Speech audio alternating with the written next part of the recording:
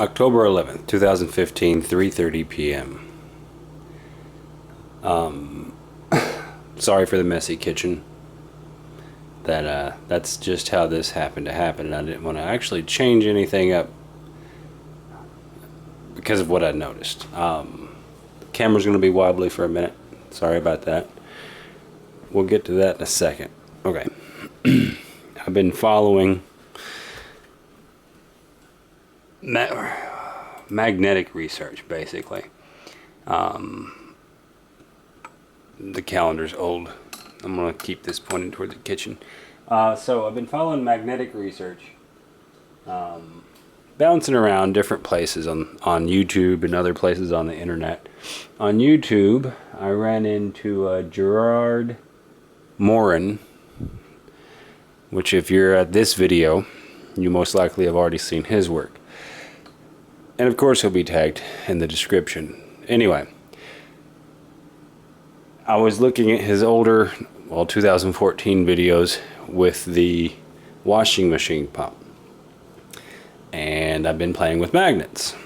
And of course, his wasn't actually what I was going for. I was going for just a magnetic motor that would run by itself. Because, you know, I'm a romantic at heart. Well, not immediately having his water pump from a washing machine available, I went with what I did had. I had an old box fan. I'm trying to zoom in right now on my multimeter. There you go. I'm gonna grab my tape measure here in a second because I want to know what this is. I want to know what's going on right now. You'll keep an eye on that volt-ohm meter.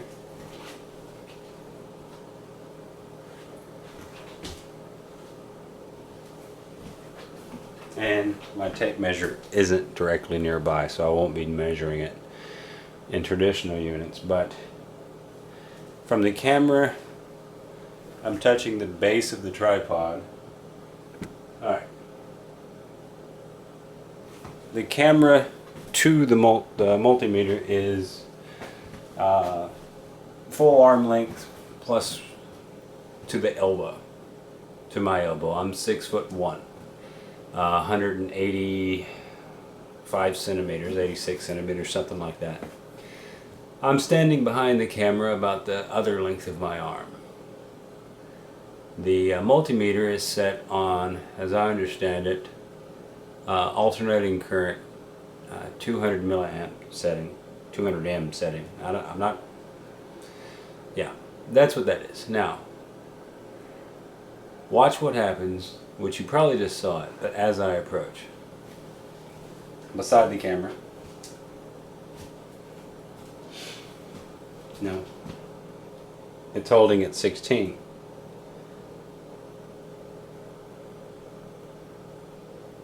My arm outreached. You can see the arm. I can't see my feed. And it holds right at 18 to 19. Now as I get closer, 25. Touch.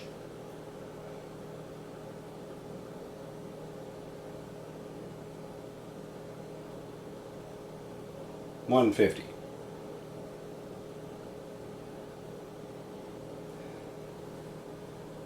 Now notice something else.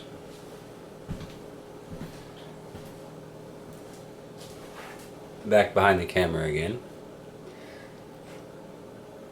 I have 3 fluorescent lights in my kitchen. Well, 3 light fixtures in my kitchen. I have the twisty fluorescent lights in them.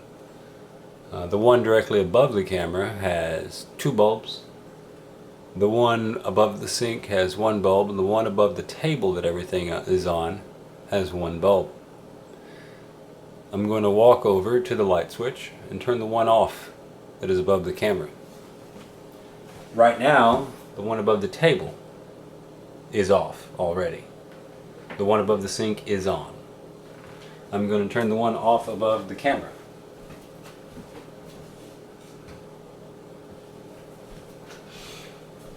It's not that far of a journey.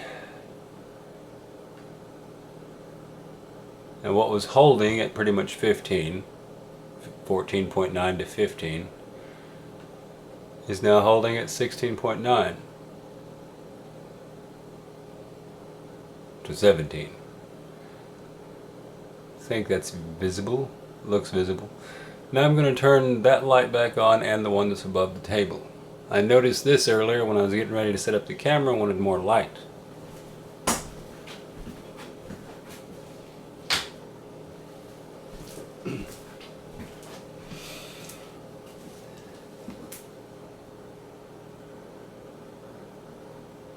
What was holding at 15 in my same position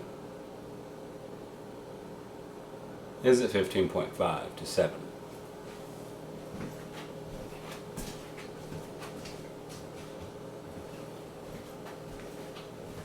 I turn off the light directly above the camera, and I'm in the same position behind the camera. 17.4.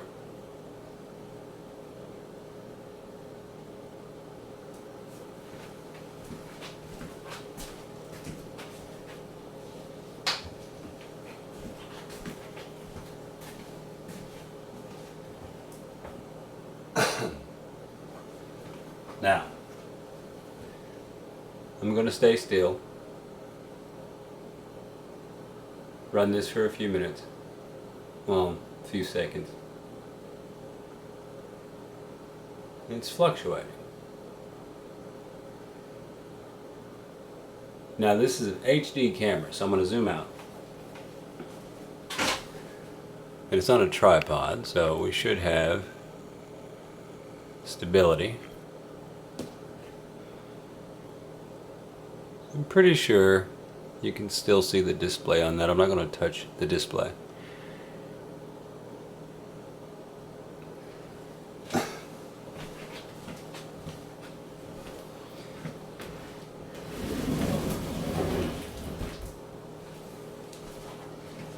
Moving things out of the way just to see if the wooden furniture is actually going to make any measurable changes right off.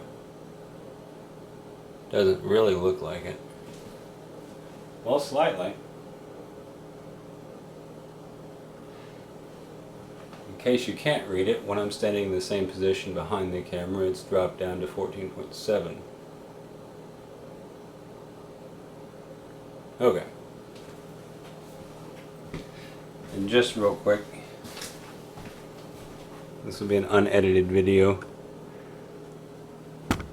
Oh, bumped the table. Alright, there's the setup. I'm going to go straight down. Nothing is plugged in. Not even my cat. Gonna come around. Well, I don't want to completely black out the camera lens with that. So I'm going to go like this. Nothing's plugged in under. There's my kitty cat. There's a power outlet right there. Right there. Nothing's plugged into it. Power outlet right there. Nothing plugged into it.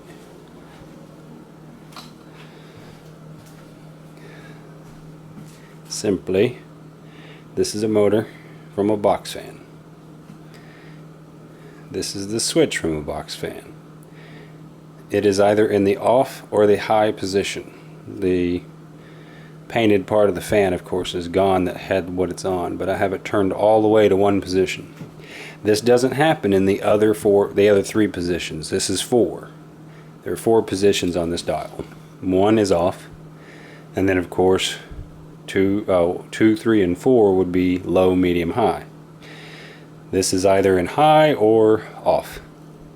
It did not happen in the other 3 positions, so I'm assuming this is off. So that would indicate that high, medium, and low, this didn't happen. That way. I turn and it drops to 0, like it should. Turn again. A little interruption, drops to 0. Turn to what I assume is high.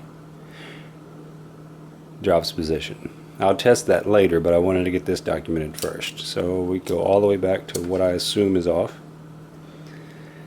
Minute returns to that. I'm connected here. This is the power cord. I have the hot to the big prong, and the black to the little prong. You can follow the power cord.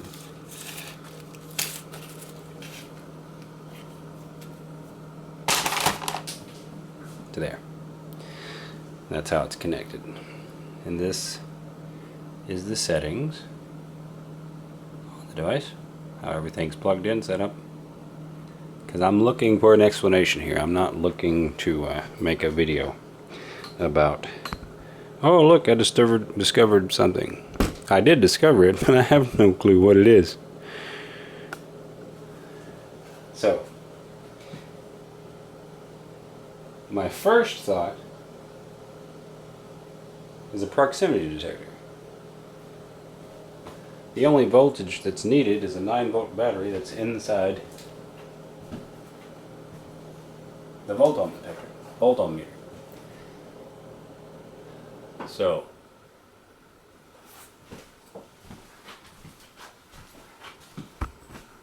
can you tell me what that is? Questions? Other videos will follow. Keep this about 12 minutes.